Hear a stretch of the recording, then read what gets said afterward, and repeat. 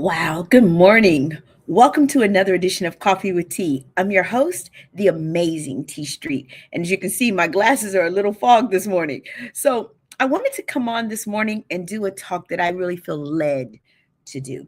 I really feel led to do this piece, but I want to show you this mug that someone made for me. One of the parents of one of my students made me this mug. And on this side, it says Juneteenth vibes. Last week I was out for the Juneteenth days. I was traveling, and so on the other side it has the Boaz tree, and then it says Black History,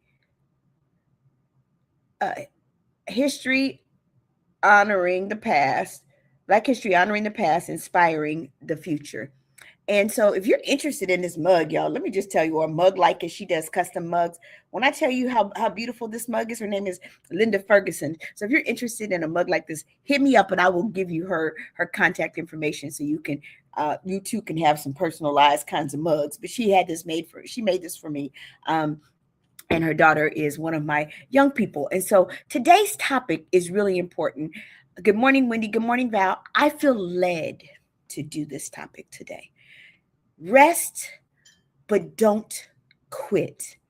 Rest. Good morning, Miss Woods, but don't quit. I'm going to read to you just an excerpt from one of my favorite poems. I had to learn this when I was online for Delta Sigma Theta, and it was one of the best tools that someone ever gave me in one of my spiritual and one of my physical and emotional toolboxes. It's called "Don't Quit," and it's by a poet named Edgar A. Guest. Edgar A. Guest. I'll put it in the comments in a second. But it says, when things go wrong, as they sometimes will, when the road you're trudging seems all uphill, when the funds are low but the debts are high, and you want to smile but you have to sigh, when care is pressing you down a bit, rest if you must, but don't you quit. Rest if you must. Good morning, Rhonda. Good morning, Alana. But don't you quit. I don't know, but it's just been in my spirit to tell somebody, rest, but don't quit. And I'm not sure why the spirit of heaviness has been on so many people lately, but I've encountered a lot of people who just seem physically, emotionally, and spiritually drained. And I know that the spirit of suicide, y'all, has been heavy on our young people. And so I just want to put this message out there. Have you ever noticed that when your phone battery gets low, it doesn't flash a warning? It just says, it doesn't say, throw me away. It says, recharge. Your battery's low, recharge. Yet somehow when we get tired or we get frustrated, our whole system feels like it's broken. We convince ourselves that because we're exhausted, we must be finished. But here's the truth: being tired is not the same thing as being done. Sometimes what you need is not a resignation letter, you need a nap. You don't need a surrender, you need a reset. The message today is simple: rest, but don't quit. First of all, we always have to remind ourselves that rest is recovery. Just because we're resting doesn't mean we're retreating. It's recovery, it's not retreat. Too many people see rest as weakness. They think if they stop moving, they're falling behind. But every athlete knows that muscles don't grow during the workout, they grow during the recovery.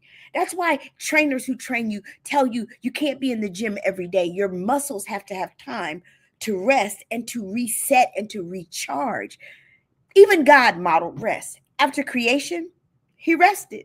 Not because he was tired, but because he was showing us the importance of having a rhythm in our lives. Sometimes the strongest thing you can do is pause. Because when you're emotionally drained, when you're mentally exhausted, when life has been lifing a little too hard, you got to take a break. But don't confuse a pause with a permanent ending. A pit stop is not the finish line. Rest is recovery, y'all. We have to rest. Number two, don't make permanent decisions in temporary exhaustion.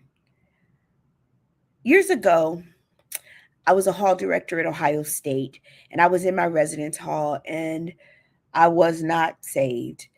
And the enemy had been kicking my behind from one end of life to the other, to the point that I was sitting there holding my revolver, contemplating killing myself. And I was sitting there and I stopped contemplating and I made a conscientious decision to end it all. And out of nowhere, but it wasn't out of nowhere, my mother called me.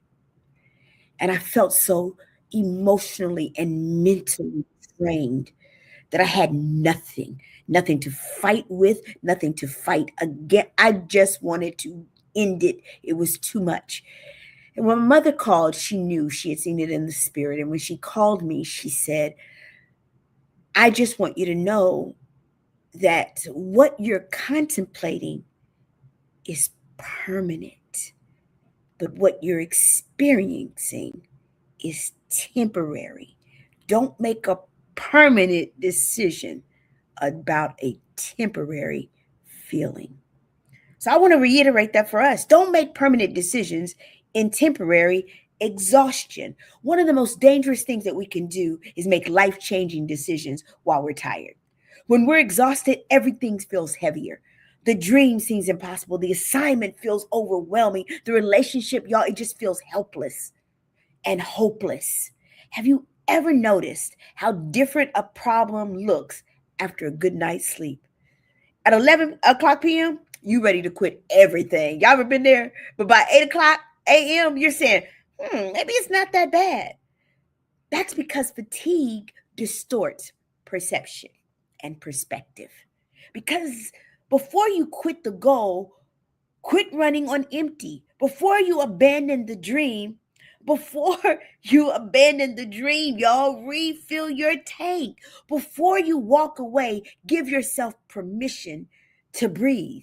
Never let temporary exhaustion convince you to make a permanent exit. Not an exit on this life, not an exit on your situation, not an exit on your relationships, not an exit on your faith. Never allow temporary exhaustion to convince you to make a permanent exit. Good morning, Tammy. Good morning, Miss Woodall. Good morning, Rhonda. I'm not sure who needed that, but it's easy when we're tired. The enemy loves to work on us when we're tired. That's why we always have to be physically and spiritually recharged, because when we don't recharge, man, it's easy to work on our minds. It's easy to work on our physical bodies and just take us to the point of exhaustion where we're making decisions that we should not be making. Third, remember why you started. When the journey gets difficult, reconnect with your purpose. The reason many people quit isn't because they're incapable. It's because they've forgotten what they're fighting for. When climbers scale mountains, they don't stare at how far they still have to go. They occasionally look back and celebrate how far they've come. Take a moment and remember, why did I start this journey? What dream was placed in my heart? Who are you trying to impact? What would happen if you actually made it? Sometimes motivation isn't found in moving forward. Sometimes motivation is found in remembering. The purpose that you started can help sustain you, y'all. So rest your bodies, rest your minds, but don't quit on your purpose. Don't quit. Good morning, Tammy. Don't quit on your purpose. There's a difference between stopping and surrendering. I'm not waving a white flag, y'all. I'm just putting up a pause sign. On my TV, when I'm watching a movie, I click pause if I need to go do something like use the bathroom and I don't want to miss a part. If I don't want to miss a part of my life, y'all, I don't have to quit the movie. All I got to do is push pause. Push pause on your life. You don't have to quit. You don't have to turn the TV off. All you got to do is push pause so you get the break that you need. Surrendering says, I'm done. Stopping says, I need a moment. So today, if you're weary, take a moment. Take the breath. Take the vacation. Heck, take a nap if you need to. As a matter of fact, some of us don't need a vision board. We don't need a new vision board. We need 8 hours of sleep. My sister is on my back right now about me getting some rest. But after you've rested, get back up, because your story isn't over. Your purpose, it still matters. Your future, it's still calling. So remember, rest when you must, recharge when you need to, and recover when it's necessary. But whatever you do, don't you quit, because your dream and your purpose still need you. The world still needs you. And the next chapter that you've been waiting on, right, might be right on the other side of your rest. So rest if you must, but don't you quit. Y'all, I'm the amazing T Street. There's absolutely positively nothing amazing in me that's not in each and every one of you. So I want to encourage you that while you're resting, take some opportunity to recharge. Have an amazing weekend, y'all. Be blessed.